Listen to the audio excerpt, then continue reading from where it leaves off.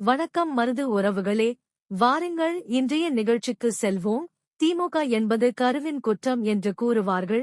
அப்படி பொய்களை நம்பியே ஒரு கட்சி செயல்படுகிறது என்றால் அது திமுக தான். இல்லாத கட்டு கதைகளையும் பொய்களை மக்கள் மனதில் விதைத்து கட்சி நடத்தி கருணாநிதி குடும்பமும் அந்த ஒற்றை குடும்பத்துக்கு ஜாலா அடிப்பவர்கள் மட்டுமே தமிழ்நாட்டில் ராஜா போகத்தில் வாழ்கிறார்கள். தமிழ்நாடும் அதன் மக்களும் இன்னமும் துன்பத்தில்தான் உள்ளனர். வெற்றி விளம்பரத்துக்கு பல 100 கோடி ஒதுக்கி செலவு செய்யும் திமுக அரசு ஊழியர்கள் முதல் பாமர மக்கள் வரை ஏமாற்றி ஆட்சி நடத்தி வருகிறது.